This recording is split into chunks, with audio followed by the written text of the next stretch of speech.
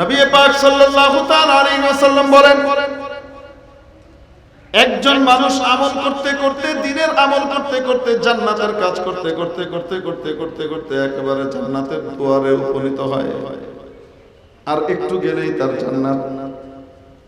তারপরে তার তকদীর সামনে চলে আসে, হঠাৎ সে এমন কোন কথা বলে বসে যে কথার কারণে তার আগের সব বরবাদ হয়ে যায়, সে জাহান্নামে চলে যায়। আবার একজন ব্যক্তি জাহান্নামের আমল করতে করতে করতে করতে একেবারে জাহান্নামের কাছে চলে গেছে, আলা শাফা হুফরাতিন মিনান নার, আর এক কদম আগে এলে জাহান্নামে চলে যাবে। ফাসাবাকাহুল কদর, তার তকদীর তার চেয়ে সামনে এগিয়ে আসে, মাওলার ফয়সালা তাকে বাঁচিয়ে দিবে। কুদরত দিয়ে ক্ষমতা দেখেন, সে এমন একটা কথা বলে ফেলে যে কথা মাওলাকে খুশি করে দেয়, তার আগের সব মাফ হয়ে যায়। তারউদু ফারাইশি, যখন দাঁড় করানো হলো আল্লাহর সামনে, আমার বুক কাঁপতে লাগলো। আমি জানি আমি শেষ। মিছা কথা তো জীবনে কম করি নেই, পাম্পট্টি মেরেই খেয়েছি, তালবাজি করেই খেয়েছি। আমি মনে হয় শেষ। রব্বুল আলামিন বললেন, কি আশা করো বলো? বললাম, আপনার রহমত ছাড়া আমার বাঁচার কোনো উপায় নাই, আমি শেষ। মাওলা বললেন, ফেরদৌসী, তোমার দুটো লাইন আমার কাছে জমা আছে। যে দুটো লাইন যখন তুমি বলেছিলে, যখন তুমি লিখেছিলে, দুনিয়ার কোনো নাম যশ খ্যাতি তোমার মাথায় ছিল না, কোনো অর্থ কামানো, অন্য কোনো উদ্দেশ্য লোক দেখানো তোমার মাথায় ছিল না। আমার ভালোবাসায়, আমার মহব্বতে বুঁদ হয়ে, আমার প্রতি পরিপূর্ণ কৃতজ্ঞতায় একদম নুয়ে গিয়ে তুমি দুটো লাইন লিখেছিলে, আমার প্রতি কৃতজ্ঞ হয়ে লিখেছিলে। ওই দুটো লাইন আমি আমার কাছে রেখে দিয়েছি, আর ওই দুই লাইনের বিনিময়ে আমি তোমাকে ক্ষমা করে দিলাম। ইয়া আইয়ুহাল্লাযীনা আমানুত্তাকুল্লাহ, ও ঈমানদাররা, ভয় করো আল্লাহকে, ভালোবাসো আল্লাহকে। ওয়াকুলু কাওলান সাদীদা, কাজে কর্মে আচারে আচরণে ভয় করবে আল্লাহকে। তোমার কাজকর্ম দিয়েও যেন প্রকাশ পায় যে তুমি মাওলাকে ভয় করো। তোমার হৃদয়ের মধ্যে যেন মাওলার ভয় বিদ্যমান থাকে, পাশাপাশি তোমার মুখটাও যেন মাওলার ভয়ের প্রতিবিম্ব হয়। ওয়াকুলু কাওলান সাদীদা, এবং তোমরা সত্য, সঠিক, বাস্তবসম্মত, স্থান কাল পাত্র ভেদে সঠিক কথা বলো। ওয়াকুলু কাওলান সাদীদা, কওলে সাদীদ বলো। কওলে সাদীদ কাকে বলে? অনেক ব্যাখ্যা আছে, তার মধ্যে এক ব্যাখ্যা হলো কওলে সাদীদ হলো লা ইলাহা ইল্লাল্লাহ। কওলে সাদীদের আরেক ব্যাখ্যা হলো আল্লাহু আল্লাহ, আল্লাহর জিকিরে নিজের জবানকে ব্যস্ত রাখা। কওলে সাদীদের শাব্দিক অর্থ হলো যে কথাটা সত্য হয়, সঠিক হয়, বাস্তবসম্মত হয় এবং স্থান কাল পাত্র ভেদে উপযুক্ত হয়। এজন্য মিথ্যা কথা যদি কেউ বলে, কওলে সাদীদ বলল না, সত্য কথা বলল কিন্তু উপযুক্ত জায়গায় উপযুক্তটা বলল না, উল্টাটা বলল। কথাটা সত্য কিন্তু এভাবে বলা যায় না, তাহলেও কওলে সাদীদ হবে না। কথা যদি সত্য হয়, সঠিক হয়, বাস্তবসম্মত হয়, স্থান কাল পাত্র ভেদে সঠিক হিসেবে উত্তীর্ণ হয়, রব্বুল আলামিন বলেন, এমন কথা বললে তোমাদের কাজ কর্মগুলোর মধ্যে কোনো ভুল ভ্রান্তি থাকলে ঠিক করে দেওয়ার মালিক কে?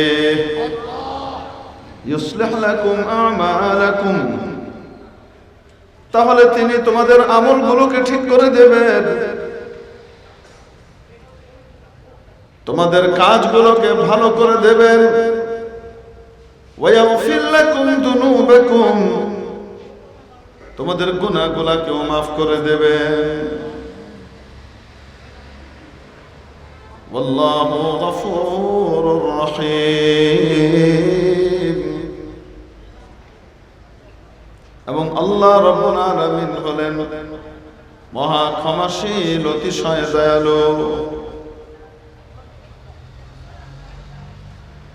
প্রিয় উপস্থিতি, তাহলে কাজকর্ম ঠিক হয়ে যাবে, সমস্ত সমস্যার সমাধান হয়ে যাবে, আখিরাতেও মুক্তি পেয়ে যাব, গুনাহ মাফ হয়ে যাবে। যদি দুটি বিষয়কে সামনে রাখি, এক হলো আল্লাহকে ভয় করা, আর আরেক হলো সত্য সঠিক বাস্তবসম্মত কথা বলা। এই দুটো কাজ করলে দুনিয়ার কাজকর্ম ঠিক হবে, আখিরাতের কাজকর্ম ঠিক হবে। বলছিলাম কওলে সাদীদের এক ব্যাখ্যা করেছেন লা ইলাহা ইল্লাল্লাহ। কেউ কেউ ব্যাখ্যা করেছেন যে কওলে সাদীদ হলো যিকরুল্লাহ, আল্লাহর জিকির। বেশি বেশি আল্লাহর জিকির করো, তাহলে তোমাদের কাজকর্ম ঠিক হয়ে যাবে, তোমাদের গুনাহ মাফ হয়ে যাবে। মুআজ্জাজ হাজিরিন, সত্য কথা কাকে বলে সেটা তো আমরা জানি, যেটা বাস্তবসম্মত হয় সেটাকে কি বলে? আসতে বলেন, তাকে কি বলে? সত্য কথা বলে। কিন্তু সব সত্যই কওলে সাদীদ না। কথা সত্য, প্রয়োগ যদি ভুল হয় তাহলে এই কওলকে কওলে সাদীদ বলা যাবে না। কওলে সাদিক, কিন্তু কওলে সাদীদ না। উদাহরণ দেব, আপনি মন্ত্রী মিনিস্টারকে দাওয়াত দিয়েছেন, এমপি সাহেবরা আসছেন, জেলার ডিসি এসপি থেকে শুরু করে ঊর্ধ্বতন কর্মকর্তারা আছেন, তাদের সবাইকে আপনি খেতে বসিয়েছেন। টেবিল বা দস্তরখানের দুই পাশে, আর ঠিক মাঝ বরাবর যে জায়গাটা, যেটাকে মধ্যমণি বলা হয়, যে সিটটা, ওটার মধ্যে আপনি আপনার আব্বার জন্য আসন রেখেছেন। তাহলে আপনি আপনার আব্বাকে মন্ত্রী মিনিস্টারদের চাইতেও বেশি সম্মান দিচ্ছেন সকলের সামনে, ঠিক কি ঠিক না? এখন সম্মান দিতে গিয়ে সবাইকে খেতে বসিয়ে আপনি যখন আপনার আব্বাকে ডাকতে গেলেন, যে যদি বলেন আম্মার হাজবেন্ড আসেন, তাশরিফ আনেন, খানা খান, কি বললেন? আম্মার হাজবেন্ড, আম্মার স্বামী আসেন, খানা খান। তো আব্বা যে আম্মার স্বামী, এটা কি মিথ্যা কথা না সত্য কথা? কিন্তু এখানে যে প্রয়োগ করা হলো, এই প্রয়োগটা কি সঠিক হয়েছে না ভুল হয়েছে? বলেন না কেন? আব্বা খুশি হবেন তো?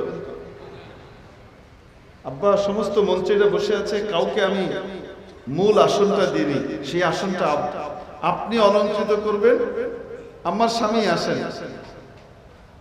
অথবা বললেন মামার দুলাভাই আসেন। তো কথা তো সত্য, আব্বা মামার দুলাভাই যাবে, এটা তো সত্য, কিন্তু সঠিক হয়েছে? বলেন না কেন? এটাকে কি বলে? এটাকে কওলে সাদিক বলবে, কিন্তু কওলে সাদীদ বলবে। সঠিক হয় না কথাটা। এরকম করে সম্মান দিলে আব্বা খুশি হবে না জুতা দিয়ে বাড়ি দিবে? বেতমিস কোথাকার, ঠিক না? আপনি মামাজানের জন্য দাওয়াতের ব্যবস্থা করেছেন, আপনার মামাজান আমেরিকা থেকে এসেছে, অনেক ধনী মানুষ, এমন ধনী মানুষ যে শুধু নিজে খায় না, অন্য কেউ খাওয়ায়। এলাকার এমন কোনো ঘর নাই যে ঘরের মধ্যে আপনার মামার কোনো না কোনো অবদান নাই। সমস্ত ঘরের যার যা প্রয়োজন হয় আমেরিকা থেকে তিনি তা বন্দোবস্ত করেন, ব্যবস্থা করেন। বুঝতে পেরেছি? কেউ নেই। আপনার মামা আমেরিকা থেকে আসবে, এজন্য আপনি সবকিছুর ইন্তজাম করেছেন। এয়ারপোর্টে আপনি বিশাল দলবল নিয়ে গিয়েছেন ইস্তেকবাল করার জন্য, অভ্যর্থনা জানানোর জন্য। মামা জান আসতেছে। মামা জান যখন বের হয়ে আসছে তখন সকলে জিজ্ঞেস করে, ইনি আপনার কি হন? উনি আমার বাপের শালা। উনি আমার কি হন? বাপের শালা। আসেন বাপের শালা, আসেন, আপনার জন্য গাড়ির সামনের সিটটা আমি ঠিকঠাক করে রেখেছি। বাপের শালা, আপনি যেটা চান সেই জায়গাতেই বসবেন, আসেন। যদি মামাকে বাপের শালা করে, তো তাহলে বলেন তো দেখি, মামা জান যে বাপের শালা, এটা তো ঠিক আছে, আব্বা জানের শালা, কিন্তু কথা সত্য হলেও সঠিক হয়েছে? বুঝে থাকলে বলেন, কথা সত্য ঠিক, কিন্তু সঠিক হয়েছে? তো সঠিক কথা না হইলে ডান্ডা খাওয়া লাগে, ঠিক কিনা? আর কথা যদি সঠিক হয় তাহলে অনেক বড় বড় বিপদ থেকেও মানুষ উদ্ধার পেয়ে যায়। কথা কি হওয়া লাগে? সঠিক হওয়া লাগে, প্রয়োগও সঠিক হওয়া লাগে। মাওলা বলেন, ও আমার বান্দা বান্দিরা, ও আমার ইমানদার বান্দা বান্দিরা, তোমরা আমাকে ভয় করো, আল্লাহকে ভয় করো এবং সত্য সঠিক কথা বলো। তোমরা কওলে সাদিদ বলো। কওলে সাদিদের এক ব্যাখ্যা বলছিলাম, আল্লাহর জিকির কি? আল্লাহর জিকির যথাসম্ভব আল্লাহর জিকিরে নিজেকে নিয়োজিত রাখো। মুখ দিয়ে বেহুদা কথা বলো না, বিনা প্রয়োজন কোন কথা বলো না, যে কথাতে না আখিরাতের লাভ আছে না দুনিয়ার লাভ আছে, এমন কথা বলো না। বরং খালি সময়গুলোকে কার জিকিরে লাগাও। যদি মাওলার জিকিরে তুমি নিজের সময়গুলোকে ব্যয় করো, তাহলে কি হবে? কি হবে? কি হবে? তোমার কাজকর্মগুলো সঠিক হয়ে যাবে। কে করবেন? আরো আস্তে, কে করবেন?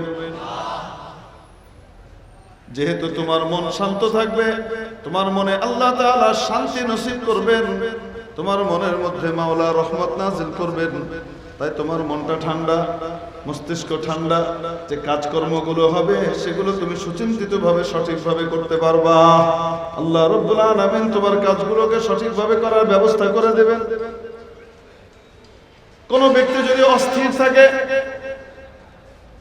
পেরেশানির মধ্যে থাকে, অস্থিরতার মধ্যে থাকে, সে যত বড় জ্ঞানী হোক না কেন, কাজকর্মের ভিতরে ভুল করে বসে।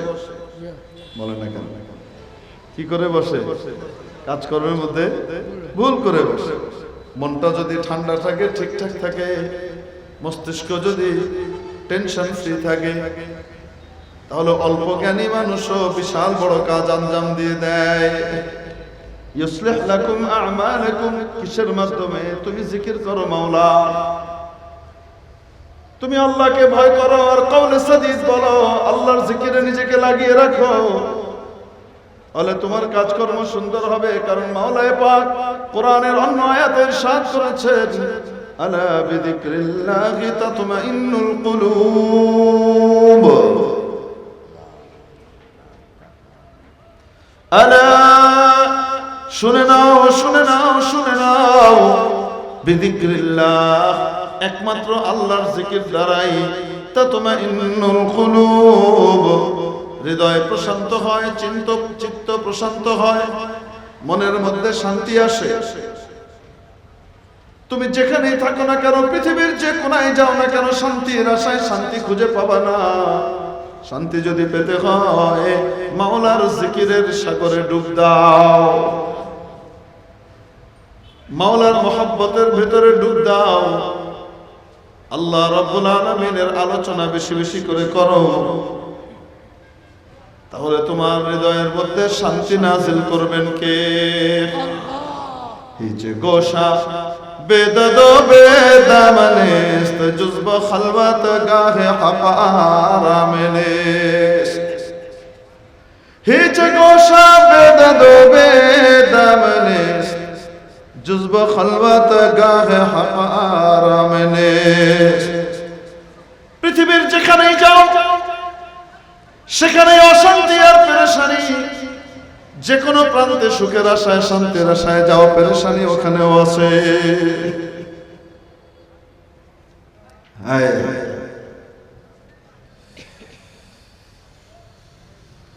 যেখানে যাও শান্তির আশায় সেখানেও পেরেশানি আছে না আছে। একমাত্র আল্লাহর আশ্রয়ে চলে যাও, আল্লাহর জিকিরের মধ্যে নিজেকে ডুবিয়ে দাও, মাওলার মহব্বতের সাগরে ডুব দাও, তাহলে শান্তি আর শান্তি তোমাকে ঘিরে ধরবে। জুজবা খলওয়াত গাহে হক আরামনে গরগরেজে বা উমিদে রাহতে। রাহাত এবং শান্তির আশায় যদি এখান থেকে পালাও ওখানে যাও, এখান থেকে পালাও ওখানে যাও, ওখান থেকে পালাও ওখানে যাও, যেখানে যাও না কেন যে দেখবে ওখানেও তোমার জন্য পেরেশানি অপেক্ষা করতেছে। টেনশন থেকে বাঁচার জন্য, পেরেশানি থেকে বাঁচার জন্য একটা উপায়, মাওলার মহব্বতের সাগরে ডুব দাও, মাওলার জিকিরে নিজের জবানকে কাজে লাগাও। দিল যখন শান্ত হবে, পেরেশানি মুক্ত হবে, টেনশন ফ্রি হবে, তখন কাজকর্মগুলো সুষ্ঠু হবে, সুন্দর হবে। ইউসলিহ লাকুম আমালাকুম, তোমাদের কাজগুলোকে ঠিক করে দেবেন কে? ওয়া ইয়াগফির লাকুম যুনুবাকুম, গুনাহগুলোও মাফ হয়ে যাবে, কাজও ঠিক হয়ে যাবে, গুনাহও মাফ হয়ে যাবে। মাফ করবেন কে? আল্লাহ। নবী পাক সাল্লাল্লাহু আলাইহি ওয়াসাল্লামের ইরশাদ, কোন ব্যক্তি যদি সুবহানাল্লাহি ওয়া বিহামদিহি গোটা দিনের মধ্যে 100 বার পড়ে, কয়বার?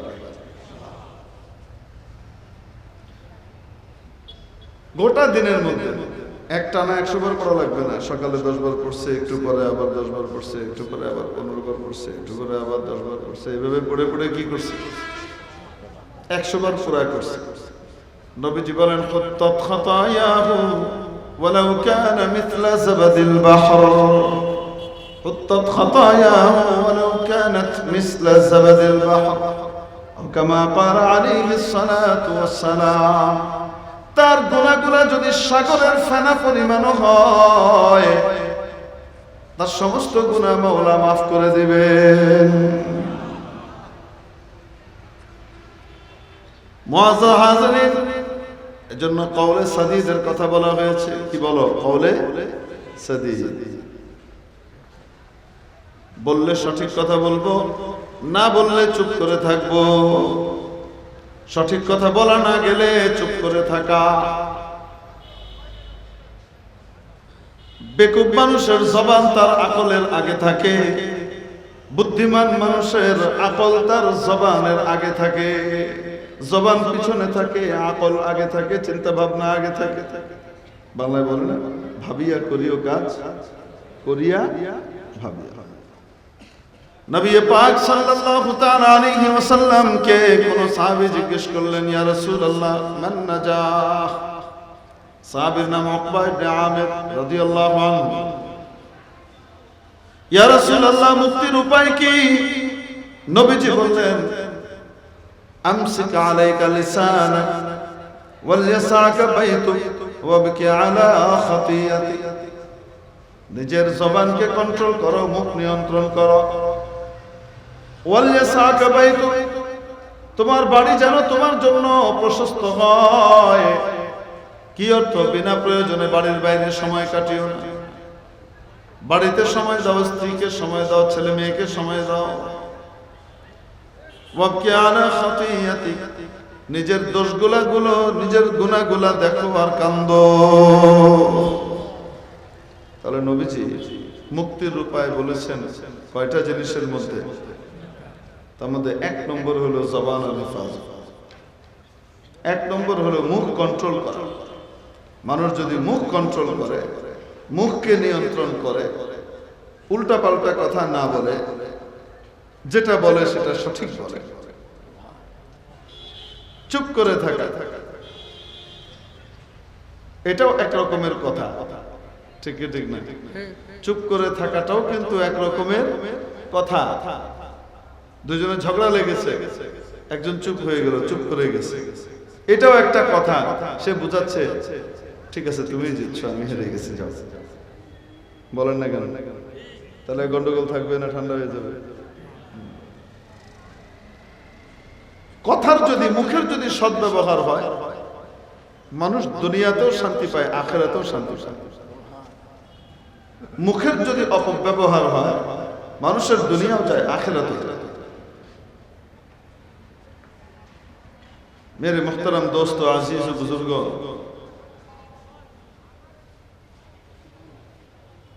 দুনিয়াতে পেরেশানির শিকার হয় মানুষ কিভাবে? মনে করেন স্বামী স্ত্রীর ভিতরে ঝগড়া হয়ে গেল, স্বামী বাহির থেকে এসেছে ক্লান্ত শ্রান্ত অবস্থায়। সাধারণত ওই সময় দিমাগ ভারী হয়ে থাকে, মাথা ভার হয়ে থাকে, একটু রেস্ট কামনা করে। আল্লাহ না করুক তার স্ত্রী মনে করেন মুখরা টাইপের মানুষ, বক বক বক বক করতে থাকে, এরকম কিছু আছে না? ঢুকার সাথে সাথে শুরু হলো আসছে বাড়িতে। আসতে কে কইছে?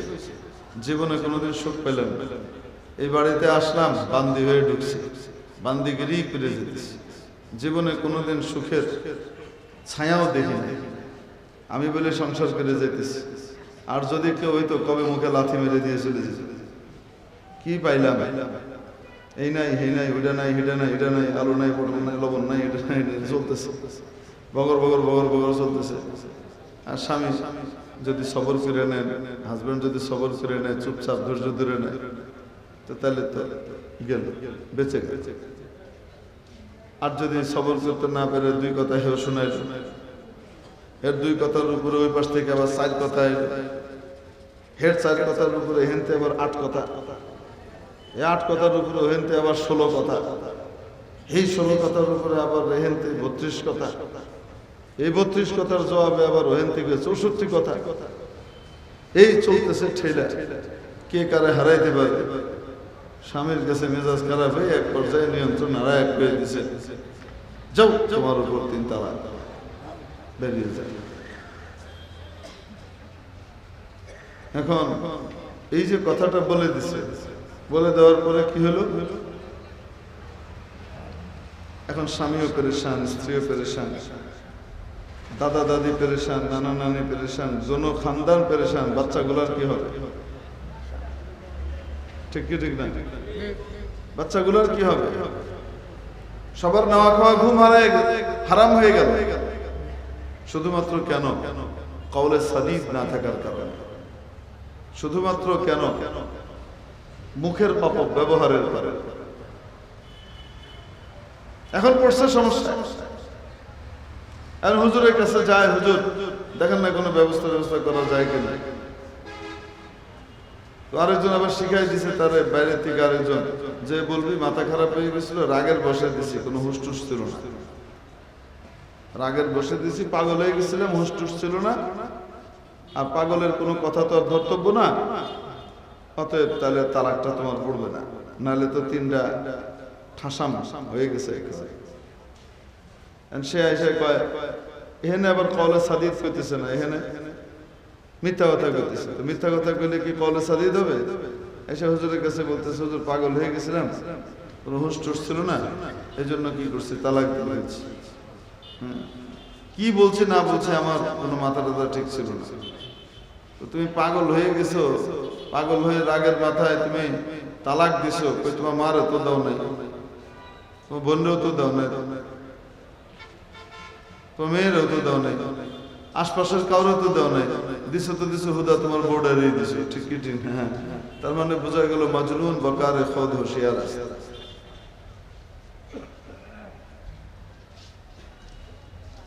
এই যে পাগল হয়েছে বলতেছে, এটাকে আসল পাগল না নকল পাগল? নকল পাগল। এখন তো পেরেশান 2 দল, উভয়ে পেরেশান। কেন বলেন তো দেখি? কওলে সাদিদ না থাকার কারণে, সত্য সঠিক কথা না থাকার কারণে। এর এক পর্যায়ে ব্রেক ফেল করছে আর বলে ফেলছে, কথার অপপ্রয়োগ ঘটিয়েছে। তালাক যদি দিতেই হতো অনেক চিন্তা ভাবনা করে তাও একটা দেওয়া যায়, অনেক চিন্তা ভাবনা করে এর আগে অনেক ধাপ আছে, এসব কিছুর কোনো খবর নাই। মেরে দিছে 3 তালাক, আবার কথায় কথায় কয় 1 তালাক 2 তালাক 3 তালাক, বাইন তালাক, জম্মের তালাক, গোটা গোষ্ঠী বাইন্দা তালাক। মানে মন ভরতেছে না তার দিয়া, এরকমও আছে না নাই? তো বিয়ে তো গেছে। আর এই কওলে সাদিদ না হওয়ার কারণে, সঠিক প্রয়োগ না হওয়ার কারণে খোদা না খাস্তা এরপরে যদি এই রিলেশন বহাল রাখে, যতবার মিলন হবে ততবার ব্যভিচার হবে, আর এখান থেকে যে বাচ্চা পয়দা হবে সব জিনার বাচ্চা হবে, সব অবৈধ সন্তান। এই মাসলা মাসাইলগুলো জানার দরকার আছে না নাই? অনেক সময় আমাদের অনেক বড় দুষ্ট লোকের খপ্পরে পড়ে দুষ্ট মার্কা কথা বলে বসে, বিবেক হারা কথা বলে বসে। পৃথিবী যখন এগিয়ে চলেছে আমরা তখন পিছিয়ে। বিবি তালাকের ফতোয়া খুঁজেছি, কোরআন হাদিস চষে। কবি নজরুল সাহেব ভালো মানুষ ছিলেন, খুব ভালো ভালো কবিতা লিখছেন। খপ্পরে পড়ছেন এক হিন্দু, মালাউনের খপ্পরে পড়ে আকলের ভিতরে ফুতুর পয়দা হয়েছে।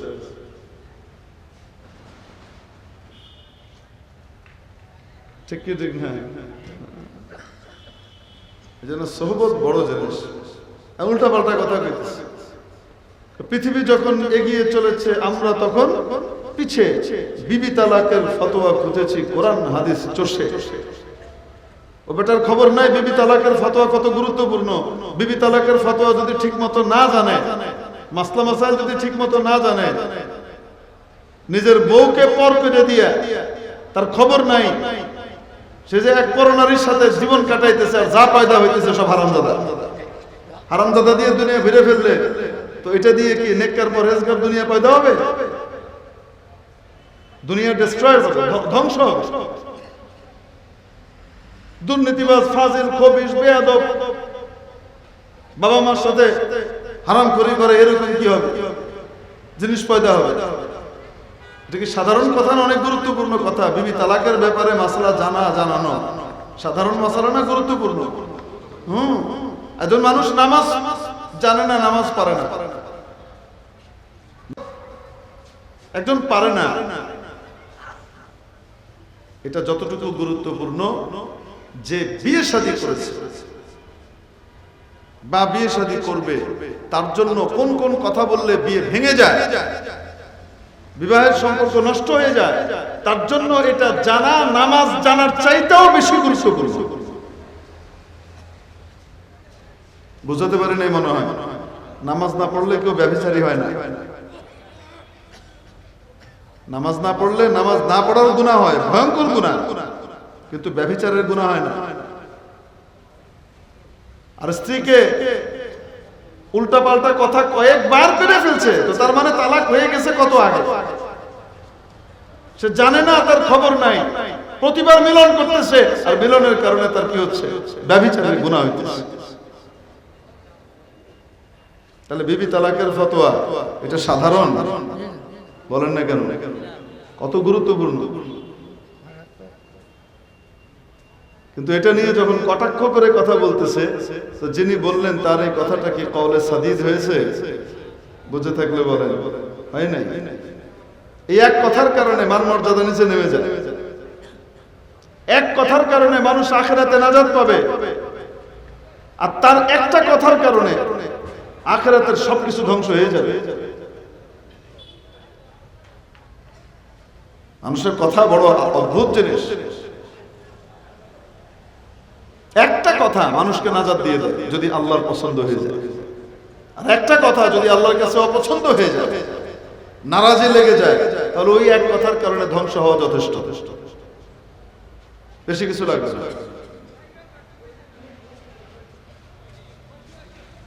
নবী পাক সাল্লাল্লাহু তাআলা আলাইহি ওয়াসাল্লাম বলেন, একজন মানুষ আমল করতে করতে, দিনের আমল করতে করতে, জান্নাতের কাজ করতে করতে করতে করতে করতে করতে একেবারে জান্নাতের দুয়ারে উপনীত হয়, আর একটু গেলেই তার জান্নাত। তারপরে তার তকদির সামনে চলে আসে। হঠাৎ সে এমন কোন কথা বলে বসে যে কথার কারণে তার আগের সব বরবাদ হয়ে যায়, সে জাহান্নামে চলে যায়। আবার একজন ব্যক্তি জাহান্নামের আমল করতে করতে করতে করতে একেবারে জাহান্নামের কাছে চলে গেছে, আলা শাফা হুফরাতিন মিনান নার, আর এক কদম আগে এলে জাহান্নামে চলে যাবে। ফাসাবাকাহুল কদর, তার তকদির তার চেয়ে সামনে এগিয়ে আসে, মাওলার ফয়সালা তাকে বাঁচিয়ে দিবে।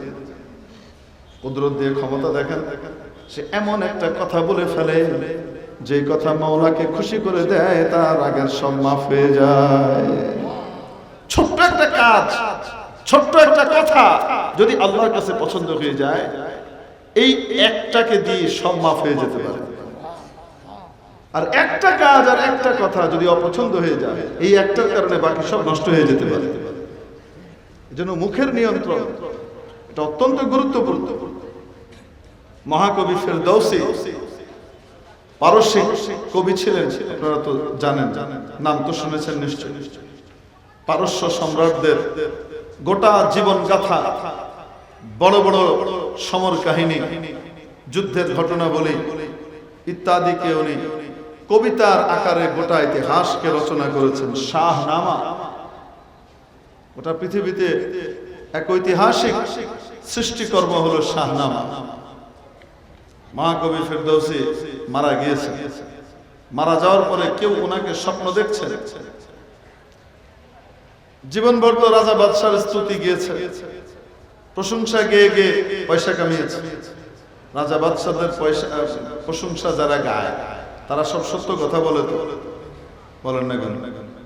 হ্যাঁ, রাজা বাদশাদেরকে খুশি করতে হলে সত্য কথা, সব সত্য কথা বললে খুশি করা যাবে না, তাল মারা কথা কওয়া লাগে। হ্যাঁ, চেয়ারম্যান সাহেব যাইতেছে, সাথে চামচের দল আছে, হঠাৎ চেয়ারম্যান সাহেব বলতেছে, কিরে পুকুরের পানিগুলা মনে হয়, পানিটা মনে হয় পুকুরটা বেঁকে গেছে এরকম। জি জি জি জি জি, বেঁকে গেছে মানে এটা পুরো কাছে এদিকে চলে আসতেছে পানি। তাল পিটানোর এমন মানুষ আছে না নাই? হাজার শেখ সাদি রহমতুল্লাহ আলী বলেন, রাজা বাদশাদেরকে খুশি করতে হলে পম্পট্টি মারা লাগে, পম্পট্টি শিখতে হয়। अगर शहरो जरा गोया दे शबस्ती बेबीना दे गुफ्ते न कम्मा हो परवे। কোন রাজা যদি কয় মধ্য দিবস একেবারে দুপুর বেলা, তখন রাজা বলে, আরে এখন তোরা সাথে সাথে তাল পিটাইনারা বলবে, হ্যাঁ হ্যাঁ চাঁদতারাও দেখা যায়, ওই যে তারাটাও দেখা যাচ্ছে। দিনের বেলায় দুপুর বেলায় কোন তারা দেখা যায়? তালবাজের দল বলবে, ওই যে তারাও দেখা যায়। আপনি ঠিক বলেছেন। রাজা বাদশাদেরকে খুশি করতে হলে সব হাসা কথা কইতে হয় না, মিশা কথা কওয়া লাগে। ফেরদৌসী তো মিশা কথা দিয়ে বইরে বইরে এগুলো সব তৈরি করছে, আর এদেরকে পাম্পট্টি মারছে। হ্যাঁ, বুঝতে পারছেন না? মারা যাওয়ার পরে সবারই ধারণা ছিল বাম্বো ঠিক মতো খাবে না। স্বপ্নে দেখে কেউ জিজ্ঞেস করে, আপনার সাথে আচরণ কেমন হয়েছে, আল্লাহ কি বলেছে? ভাই, আমাকে আমার মাওলার দরবারে হাজির করা হয়েছে, আমার রূহকে নিয়ে যাওয়া হয়েছে। সবার রূহ যে আল্লাহর দরবারে নিয়ে যায় এরকম না, এটা আল্লাহ তাআলা কাউকে যদি আদেশ করে তো সেটা ভিন্ন জিনিস। তারউদু ফারাইসি, যখন দাঁড় করানো হলো আল্লাহর সামনে, আমার বুক কাঁপতে লাগলো। আমি জানি আমি শেষ। মিশা কথা তো জীবনে কম করি নেই, পাম্পট্টি মেরেই খেয়েছি, তালবাজি করেই খেয়েছি। আমি মনে হয় শেষ। রব্বুল আলামিন বললেন, কি আশা করো বলো? বললাম, আপনার রহমত ছাড়া আমার বাঁচার কোনো উপায় নাই, আমি শেষ। মাওলা বললেন, ফেরদৌসী, তোমার দুটো লাইন আমার কাছে জমা আছে। যে দুটো লাইন যখন তুমি বলেছিলে, যখন তুমি লিখেছিলে, দুনিয়ার কোনো নাম যশ খ্যাতি তোমার মাথায় ছিল না, কোন অর্থ কামানো, অন্য কোন উদ্দেশ্য লোক দেখানো তোমার মাথায় ছিল না। আমার ভালোবাসায়, আমার মহব্বতে বুঁদ হয়ে, আমার প্রতি পরিপূর্ণ কৃতজ্ঞতায় একদম নুয়ে গিয়ে তুমি দুটো লাইন লিখেছিলে, আমার প্রতি কৃতজ্ঞ হয়ে লিখেছিলে, ওই দুটো লাইন আমি আমার কাছে রেখে দিয়েছি, আর ওই 2 লাইনের বিনিময়ে আমি তোমাকে ক্ষমা করে দিলাম। কথা যদি সঠিক হয়, সত্য হয়, বাস্তবসম্মত হয়, মাওলার প্রশংসা গাথা হয়, মাওলার মহব্বতের দাবি সেখানে থাকে, তাহলে ওরকম কথা ইখলাসের সাথে আসলে একটাই যথেষ্ট, কবুল হয়ে গেলে সব মাফ করিয়ে দিবে, ঠিক কিনা?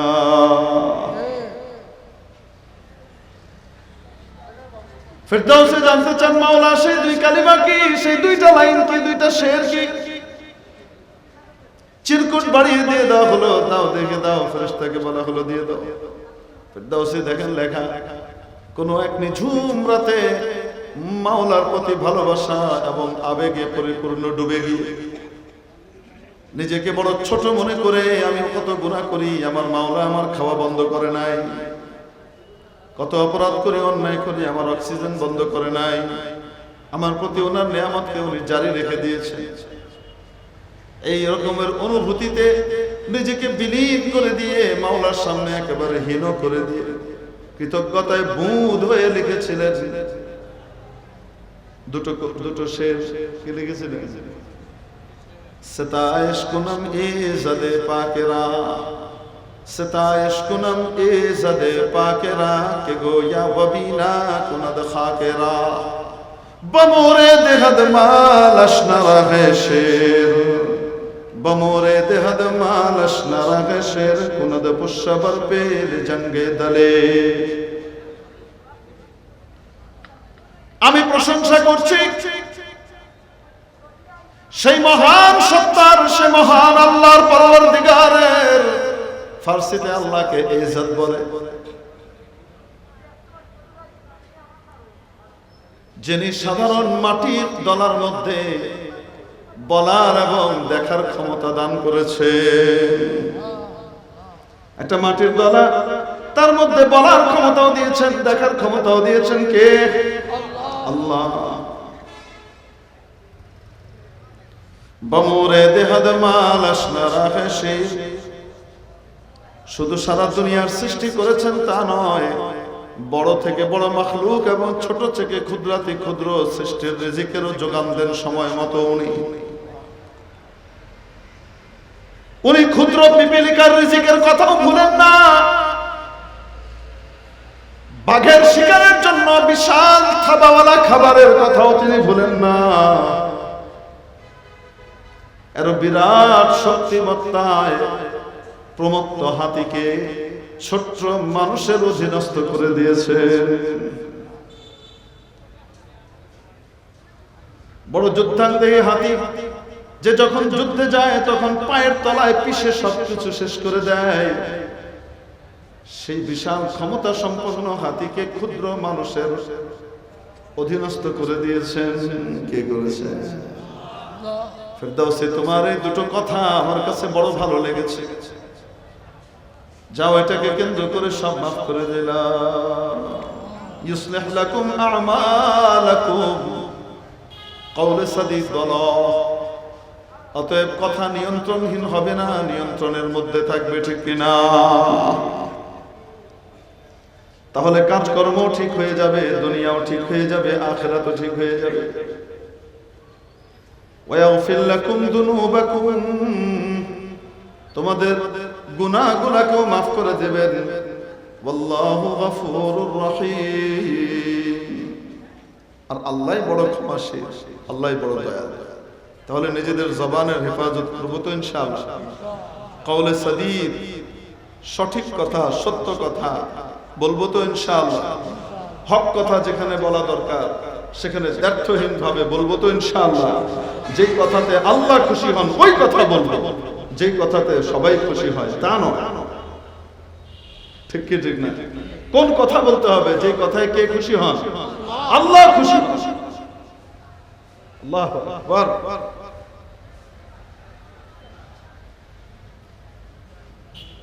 হযরত হাসান বসরি রহমতুল্লাহ আলাইহির সাথে দুইজন শীর্ষ স্থানীয় মুহাদ্দিস, বড় বুজুর্গ, তাদের তিনজনকে ইবনে হুবায়রা ডেকেছে ইয়াজিদের পক্ষে তাদের বায়াত নেওয়ার জন্য। ইবনে হুবায়রা এক জালিম শাসকের প্রতিনিধি আর গভর্নর হিসেবে এসেছিল বসরায়। এসে এখন জনগণকে চাপ দিয়ে নিজের মতানুসারী বানাবে। এখন সে দেখে জনগণকে চাপ দিতে গেলে কাজ হবে না, বরং যদি উম্মতের আলেমদেরকে আমার পক্ষে আনতে পারি, তাহলে আলেমদের রাজত্ব তো মানুষের দিলের মধ্যে, আলেমরা যদি আমার পক্ষে সায় দেয় তাহলে জনতাও আমার পক্ষে চলে আসবে। বুঝতে পারছেন? বুদ্ধিমান ছিল, জালেমের পক্ষ থেকে আইছে কিন্তু হুঁশ ঠিক আছে। তো সে চিন্তা ভাবনা করে দেখলো আলেমদের ভিতরে কাকে কাকে ডাকা যায়। প্রভাবশালী তিনজন আলেমকে দাওয়াত দেওয়া। তোর মধ্যে একজন হযরত ইমাম হাসান বসরি রাহমাতুল্লাহ আলাইহি। এখন সবাই এসেছেন, তাদের মধ্যে মামার ইবনে রাশিদও আছেন। আসার পরে ইবনে হুবায়রা বললেন, আপনারা আমার হাতে বায়াত গ্রহণ করেন, মানে আনুগত্য স্বীকার করেন। হাসান বসরি ছাড়া বাকি দুজন ওনারা বলেন যে আমরা এমন কথা বললাম ফিহি তাকিয়া, প্রকাশ্যে করা কোনো কথা বলি নাই, বিরোধিতাও করি নাই, আবার আনুগত্যও স্বীকার করি নাই। এমন কথা বলছে যেটা দিয়ে আমরা কোনো মতে সাইড কেটে বেঁচে গেছি। মানে তার পক্ষেও যাই নাই, বিপক্ষেও যাই নাই, তাকে অসন্তুষ্টও করি নাই। বুঝতে পারছেন না? কোনো মতে সাইড কেটে গেছি আর কি।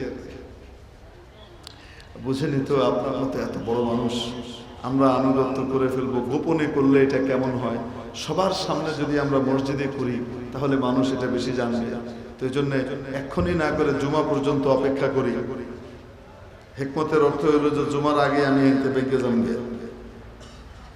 বুঝেন না? এরকম অনেক বুদ্ধিমত্তার কথা আছে না, ফিহি তাকিয়া। এমন কথা বললাম যেটার ভিতরে কি আছে, বাঁচার একটা সিস্টেম আছে। হযরত হাসানকে জিজ্ঞেস করলেন, আপনার কি মত? উনি চুপ করে রয়েছে। উনি কয়, ইবনে হুবায়রা, এ হুবায়রার বেটা, খাফিল্লাহ ফি ইয়াজিদ ওয়ালা তাখাফ ইয়াজিদ ফিল্লাহ। আল্লাহকে ভয় করো ইয়াজিদের ব্যাপারে, আল্লাহর ব্যাপারে ইয়াজিদকে ভয় করতে যেও না। ফাইন্না ইয়াজিদ লা ইয়ামনাউকা মিন আল্লাহ, ইয়াজিদ তোমাকে আল্লাহর রোষ থেকে বাঁচাইতে পারবে না। ওয়া ইন্নাল্লাহা ইয়ামনাউকা মিন ইয়াজিদ, আর আল্লাহ চাইলে গোটা দুনিয়ার হাত থেকে ইয়াজিদের হাত থেকেও তোমাকে বাঁচাইতে পারবে। অতএব তুমি জালিমকে জালিম হিসেবে ঘোষণা দাও, তার পক্ষে তুমি ওকালতি দালালি করতে এসো না, আমাদেরকে তুমি বাজে দিকে দাওয়াত দিও না। কড়া ভাবে বলে দিচ্ছে। এনারা বলেন, আমরা কাঁপতে লাগলাম, ইয়া আল্লাহ, এই পাগলা এখন কি করে? ক্ষমতা আছে তার কাছে, তলোয়ার আছে, কতল করাই দিলে কি করবো? এত বড় আলেমকে মনে হয় হারাইতেই যেতেছে। কিন্তু বললাম না, জালেমের প্রতিনিধি হইলেও মাথায় কি আছে, বুঝ বুদ্ধি আছে বাবা। তো সে করছে কি, ওনারা বলেন যে আমাদের সবাইকে 1000 স্বর্ণ মুদ্রা করে এক একটা থলি দেওয়া হলো। 1000 স্বর্ণ মুদ্রা মানে অনেক টাকা, কয়েক লাখ টাকা। আমাদের সবাইকে, আমাদের দুজনকে 1000 করে কি দিছে, হাদিয়া দিছে। হুজুর ঠিক আছে, আপনারা যেটাই করেন চিন্তা করেন, এটা হুজুর হাদিয়া আমার তরফ থেকে নিয়ে যান। আর হাসান বসরির দিছে 2000-এর থলি, ডবল দিছে। কি দিছে? ডবল দিছে। এটা হলো কওলে সাদিদ। হযরত হাসান বসরি কোন কথা বলছেন, যেটাতে কে খুশি হবে? আল্লাহ খুশি হবে। হয়তো জান যাবে, গেলে যাবে, কিন্তু কে খুশি হবে? আল্লাহ খুশি হবে। এটারে কওলে সাদিদ। নবীজি সাল্লাল্লাহু আলাইহি ওয়াসাল্লামের এক বাণী আছে, জালিম শাসকের সামনে সত্য কথা দ্ব্যর্থহীন ভাবে বলে দেওয়া, এটা বড় জিহাদ। অস্ত্রের জিহাদ সবাই করতে পারে, অস্ত্র আছে, যুদ্ধ করলে সব করতে পারে, কিন্তু অস্ত্রহীন ব্যক্তি কিছু নাই, কিন্তু জালিমের মুখের সামনে সে কড়া কথা, সত্য কথা টাইট করে বলে দিচ্ছে, এটা বড় জিহাদ। ঠিক কি ঠিক না? এই জন্য কওলে সাদিদ বলতে হবে। কি বলতে হবে? কওলে সাদিদ। সবসময় হিকমতিয়ার হইলে হবে না, ফুসফুস। হযরত মামার বলেন, সাফসাফনা লাহু ফাসুফসিফা লানা, আমরা এর কাছে ফুসফুস করছি, আমগরও ফুসফুস মার্কা পয়সা দিছে, আর উনি টাইট করে গেছে, ওনাকে টাইট করে দিছে আলিয়া। বুঝছেন না? আল্লাহ তাবারক ওয়া তাআলা আমাদেরকে এই আয়াতে কারিমার উপরে আমল করবার তৌফিক দান করেন। ওয়া আখিরু দাওয়ানা আলহামদুলিল্লাহি রাব্বিল আলামিন।